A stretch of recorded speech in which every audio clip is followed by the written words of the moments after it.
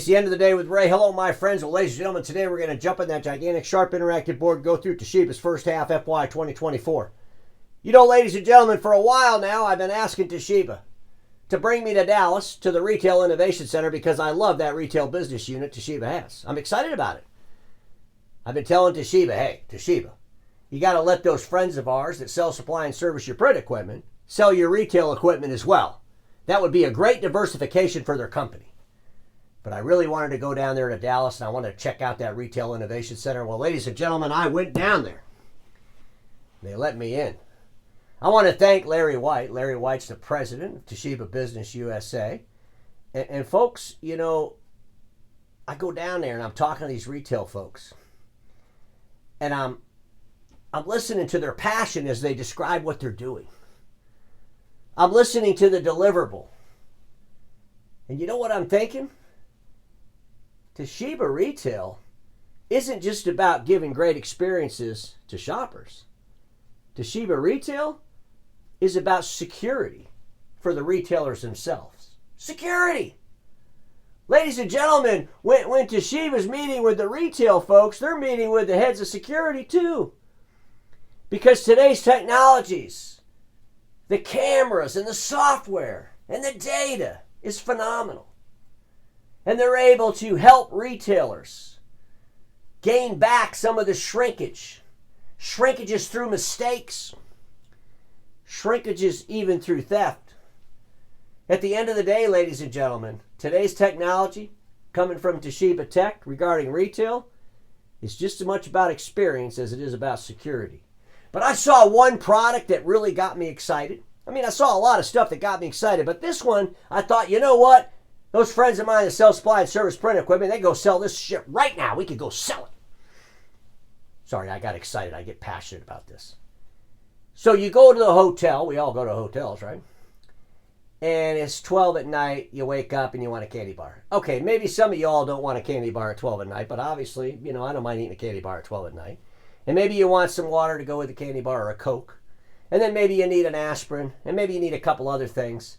So you go down to the front desk, and right next to the front desk, there's a little closet, got a store in there. And you grab all this stuff, and you go up to the front counter, and they ring it up, and they either put it on your room, or you give them a charge card. Could you imagine right there in the closet, you could take 6, 7, 8, 9 things, and just put them on the top of this cashierless register, and it scans them all at the same damn time. You put your candy bar on there, the water bottle on there, the aspirin on there, whatever else you bought, you pile it up on there, it rings it all up at the same time, puts it on your credit card, puts it on your room. What a great experience. You grab it, and you go back to your room, you don't have to talk to anybody. Ladies and gentlemen, that's where retail's going, and Toshiba's there. It's about giving those shoppers an experience, and I hate to say it like this, but it's the truth, without a whole lot of human intervention. We're just there to shop. We're not there to build a relationship with the cashier, right? We're really not. We're there to buy some stuff and get the hell out of there so we can go about our lives. Keep doing what you're doing, Toshiba, because I really believe that retail business is going to explode for you. And speaking of the retail business, you know, as I share their numbers quarter after quarter, year after year for the last couple of years, we see that most of the revenue for the retail business comes from the homeland, Japan. But I got to tell you something. After what I saw in Dallas, I believe that Toshiba Retail is going to have massive, massive growth here in Americas. They spent the last few years building out infrastructure, bringing in human capital, studying the marketplace, talking to retailers. And ladies and gentlemen, those investments are going to start paying off. I don't know, it was about maybe 2, maybe 3 years ago, we started seeing where the profitability of the retail business was slipping a little bit. Folks, I don't know this to be factual, but I think it was slipping because they were making investments in the retail business group. Investments in human capital, investments in software. That stuff ain't cheap. Investments in AI capabilities. Investments in being able to mine data in ways that aren't being mined now that can change the experience for the retailer and the shopper. That's what Toshiba's been doing. That's why I'm so damn excited about the retail business group, because I do believe it's a fantastic diversification for all those folks that are dealing with Toshiba in the workplace business unit. When I think about the workplace business unit, Toshiba realizes that print is declining, but Toshiba also realizes that the industry is going through consolidation and changes. And as long as Toshiba focuses on those end users and understands that no matter where those end users work, whether they work on the beach, whether they work in the office, they work at home, you got to be able to navigate information in a digital landscape, and sometimes that information has to be printed. But at the end of the day, the entire print industry needs diversification. Toshiba has a great diversification in their sister business, Toshiba Retail. Toshiba had some extraordinary income. We shared some thoughts on this with our friends at Sharp because they had some extraordinary income too. But folks, $172.4 million, and that basically came from the ETRA deal. You know ETRA, that's that joint venture that Toshiba Tech and Ricoh are doing around the manufacturing MFPs. So they have some extraordinary income, and they have a gain and change in equity, putting that thing together. That was $137.4 million.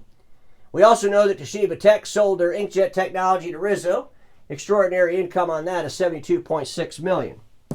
So when you look at the numbers, profit attributed to owners and parent, $172.4 million. That had to do with ETRA and Rizzo.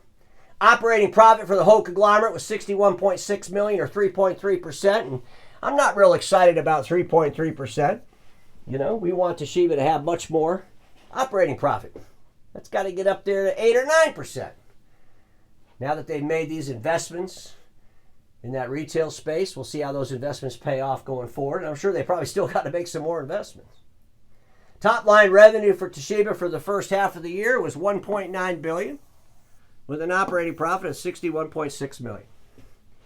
But when you think about Toshiba, and you could even go back through time during COVID and the terrible time we all had, right? They don't go below the line in operating profit. They've gotten close a couple of times. But, you know, in their quarterly operating profit as a conglomerate, 3.3, 2.7, 4.2, 3.1, 3.5. They have work to do. And it's in the retail business, and I believe it's because of the investments in the retail business that has dragged that profitability down. But let's look at those individual businesses. The Retail Solutions Group for the first half, $1.1 billion in sales, had an operating profit of $9.7 million, 0.9%. And folks, you know, that's not any home run. And so when you're producing a 0.9% operating profit on a business that produces $1.1 billion in sales for the first half, you know, you have to ask yourself, what's the future look like? Do you feel good about the future? Is that operating profit going to increase? Are you going to be able to sell more of these products into the marketplace? Well, I keep telling you, Toshiba Tech, if you allow those friends of mine that sell supply and service print equipment to get into this retail solutions business group, you'll sell more of those products. You'll make more money. The Workplace Solutions Business Group. Revenue for the first half is $819.6 million. Had an operating profit of $51.8 million, 6.3%. I want to give a big old congratulations to all those folks that are in that Workplace Business Solutions Group. You know, Larry White leading up here in Americas, other leaders around the world. You know, at the end of the day, ladies and gentlemen, 6.3% in the print space is pretty good. We've seen some of the peers struggling immensely. If you look at that Workplace Solutions Business Group quarter on quarter over the last few quarters, they're pretty consistent.